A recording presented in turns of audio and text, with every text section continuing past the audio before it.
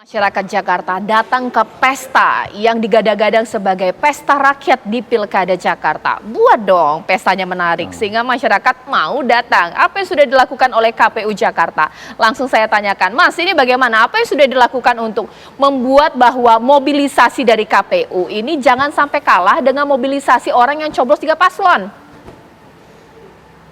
Ya, pertama kami setuju ya bahwa pendekatannya dengan pendekatan pemidanaan ya, karena itu kan lebih pada pendekatan yang sifatnya represif ya. Kami KPU ini kan lembaga pelayanan publik ya, kami bertugas melayani dua hal. Pertama melayani peserta pemilu, yaitu pasangan calon, partai politik, calon perseorangan. Yang kedua melayani pemilih.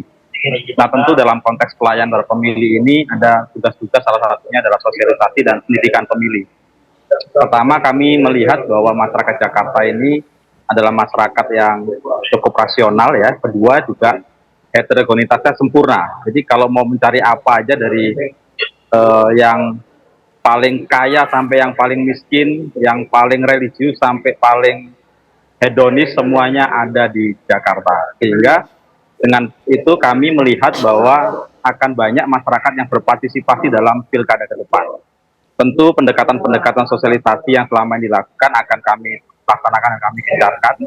Jadi banyak sekali Mbak Caca, setiap hari itu kami menerima audiensi, permohonan untuk sosialisasi dari para ormas, organisasi kepemudaan, RT RW, komunitas, sampai kami juga secara waktu juga sangat terbatas ya, sehingga kami limpahkan ke KPU Kabupaten Kota, ke teman-teman di PPK, PPS, KPU tingkat kelurahan, dan itu semua terus bergerak ya, termasuk juga kita akan libatkan kampus karena putusan Mahkamah Konstitusi yang terbaru bahwa kampanye itu juga bisa dilakukan di kampus dengan tanpa menggunakan atribut ya, dan itu menurut saya banyak hal yang bisa kita laksanakan dan kita sosialisasikan, dan kami terus berjalan setiap hari, dan kami meyakini partisipasi masyarakat untuk Pilkada Jakarta akan tinggi. Dan kenapa ini penting? Karena Jakarta tidak akan lagi menjadi ibu kota. Ya. Pasca Undang-Undang Nomor 2 Tahun 2024 akan menjadi kota daerah khusus, pusat ekonomi dan kota global.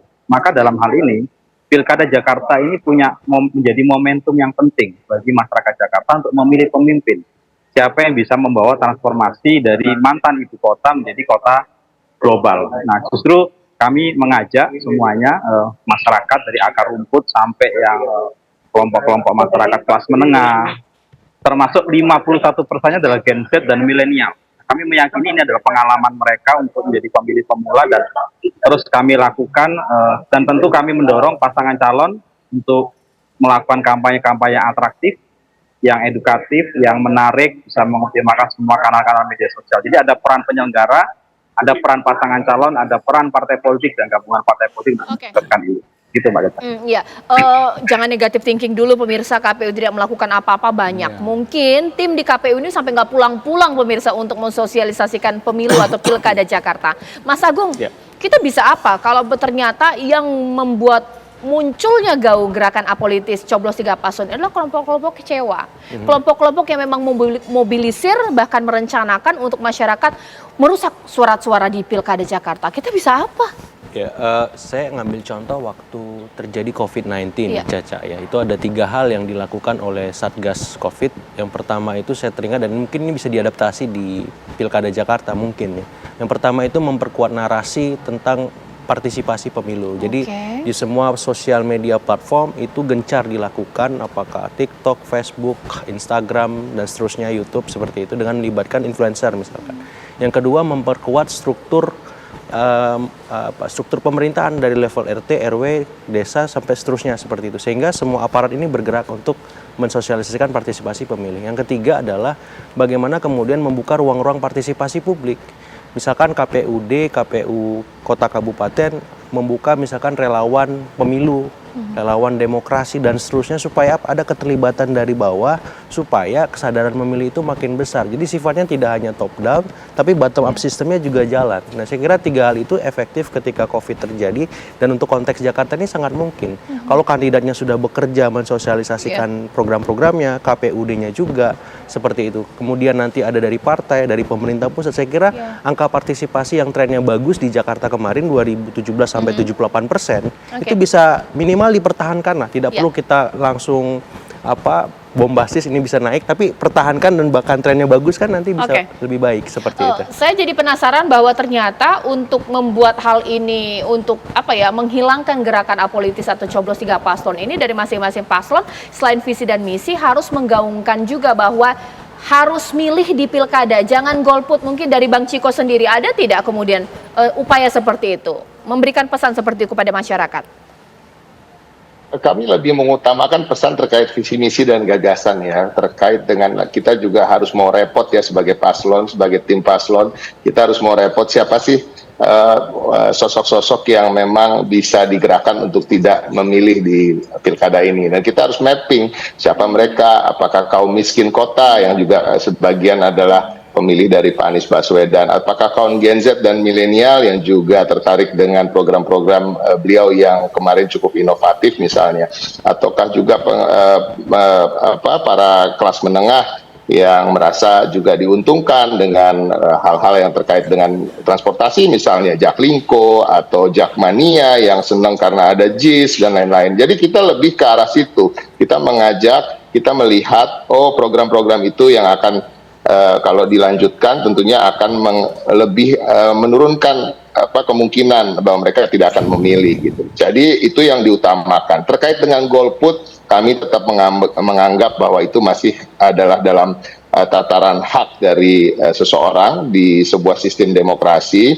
Namun tentunya kita juga harus melihat mana yang lebih baik, mana yang lebih sedikit mudaratnya. Yang lebih sedikit mudaratnya tentu tetap pergi ke bilik suara dan memilih. Dan satu-satunya cara yang kami sampaikan selain dengan tadi mendekati visi misi, gagasan dan juga hal-hal yang menjadi kebutuhan warga tersebut, kami juga mengatakan kalaupun kalian tidak datang, pemilu itu tetap terlaksana. Kalaupun kalian tidak memilih atau merusak kertas suara, tetap akan ada yang dipilih sebagai pemimpin di Jakarta ini. Dan jangan sampai yang dipilih nanti, yang menang itu justru yang semakin jauh dari apa yang diharapkan oleh mereka dan bisa disalurkan aspirasinya melalui pasangan yang terpilih gitu. Jadi intinya itu aja. Kami hanya bisa mengatakan hal tersebut bahwa nggak efek loh ketika kalian merusak kertas suara, tetap akan ada gubernur dan wakil gubernur yang dipilih. Oke, kalau Bang Nelson seperti ada tidak sih upaya mapping ini? Mana sih masyarakat yang memang tadi sudah kecewa, tadi nggak mau milih di pilkada Jakarta, ini kan yang harus disosialisasi gencarnya di situ. Kita letakkan dulu visi misi tadi ya. Dari aspek rekonstruksi hukum saja tadi udah kita bacakan. Pertama dia udah 17 tahun ke atas, sudah dewasa penuh, pemikir dan sudah elegan lah untuk memilih ya. Yang kedua, siapa tahu, yang penting jangan ada suruhan lah, udah matang ini semua. Ada satu cara terbelakang begini, bagi kita bagaimana menjadikan manusia, masyarakat Jakarta ini beradab, terhormat, mandiri, merdeka dan bahagia serta sejahtera. Ini gambaran kita peroleh. Kalau flashback sudah berapa kali saya ingat lagi 450 lebih tahun Jakarta ini udah ulang tahun. Apakah harus kita persoalkan yang begini-begini lagi? Kita menempatkan masyarakat itu dulu praduga tidak bersalah ini ya. Kalau sudah ada tadi regulasi yang mumpuni, yang bisa mengangkat ini, dengan kecerdasannya dia bisa melihat apa latar belakang, who am I, siapa dia, apa yang bisa dia buat untuk Jakarta ke depan. Inilah mungkin yang bisa kita jadikan moto, Jakartaku itu aman, dan tentunya bagaimanapun keluargaku akan nyaman. Ini dia. Bang Habib. Ya, walau sedikit apapun, ya, walau sekecil apapun angkanya, orang-orang yang saat ini berpendapat untuk mencoblos 3 paslon kan juga pemilih, ya. Dan kami kontestan, ya, partai yang mengusung paslon juga mencari sebanyak mungkin pemilih. Jadi mereka lah juga salah satu menjadi target kampanye kami, ya. Nah, orang Jakarta itu kembali lagi pada akhirnya tidak mengkultuskan calon. Kalau itu ini orang ya, tidak mengkultuskan orang. Saya paham sekali. Kenapa memang ada calon yang didukung, tapi karena memang ada beberapa program-programnya, sikap politiknya dan lain sebagainya yang disetujui oleh orang yang mengikutinya. Ya, tapi bukan berarti ya dia akan stagnan pada satu orang tertentu saja, enggak. Nah, kita ada waktu ya sampai ke pencoblosan, apakah kampanye resmi, kampanye yang dialokasikan oleh KPU atau waktu sosialisasi non kampanye lainnya. Nah, saya juga nanti perlu mendorong KPU juga dan Bawaslu ya.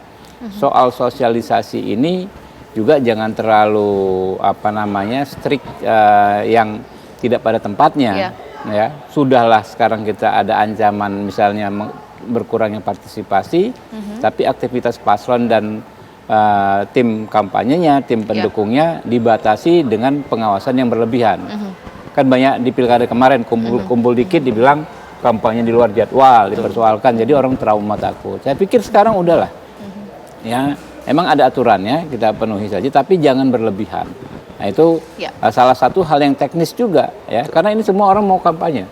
Tempat kami ya kan pengen mempengaruhi, pengen mengajak orang yang tadi misalnya ingin memilih Pak Anies ya kan. Baik. Akan ikut kami, begitu juga Pak Ciko, begitu Pak Nelson, kurang lebih begitu. Oke, iya.